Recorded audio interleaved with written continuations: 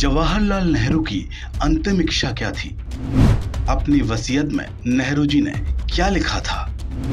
अपनी अस्थियों का विसर्जन कहाँ चाहते थे नेहरू जी? आधुनिक भारत के जनक, समान अधिकार के प्रणेता, भारत के प्रथम प्रधानमंत्री जवाहरलाल नेहरू को देश याद कर रहा है। नेहरू जी एक ऐसी शख्सियत थे जिन्होंने हर दिल पर राज किया। देश की आज़ादी में उनका योगदान अमिट रहा। ऐसे में आज कई बातें उनसे जुड़ी याद आती हैं। सबसे बड़ी नेहरू की वो वसीयत है जिसमें उन्होंने अपनी अंतिम इच्छा का जिक्र किया था, क्योंकि ऐसी अनोखी वसीयत शायद ही किसी ने लिखी हो।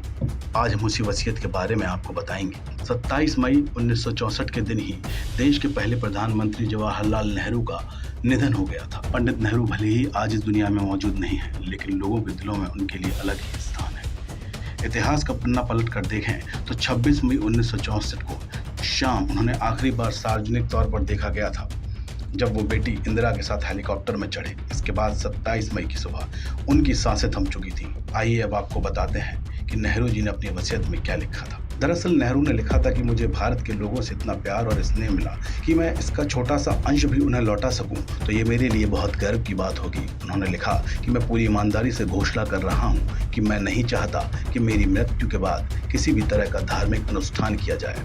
मैं किसी भी अनुष्ठान में विश्वास नहीं रखता, इसलिए मेरी मृत्यु के बाद ऐसा करना वास्तव में पाखंड होगा।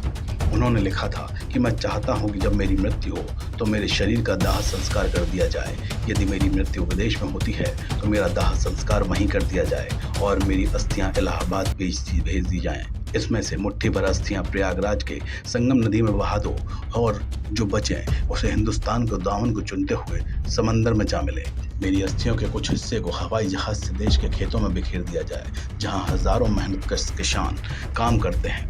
मेरी अस्थियों को बचाकर ना रखा जाए और ना ही उन्हें संरक्षित किया जाए। नेहरू की इच्छा के अनुसार ही उनका अंतिम संस्कार किया गया और हवाई जहाज के जरिए देश के कई हिस्सों में उनकी अस्थियां बिखेरी गई। बताया जाता है कि इंदिरा गांधी खुद उनकी अस्थियों को लेकर कश्मीर गई थी। श्रीनगर में वो एक छोटे विमान पर चढ़ी और भारतीय वायुसेना के एक अधिकारी की मदद से उन्होंने उस धरती पर वो सारी अस्थियां बिखेर दी जहां नेहरू के पूर्वज का जन्म हुआ था और जिसको नेहरू बहुत प्यार करते थे। बाकी अस्थियों को भारतीय वायुसेना के विमानों ने सभी राज्यों की उस धरती पर बिखेर दिया जहां भारत के किसान काम कर रहे थे। ब्यूरो रिपोर्ट, कालखंड।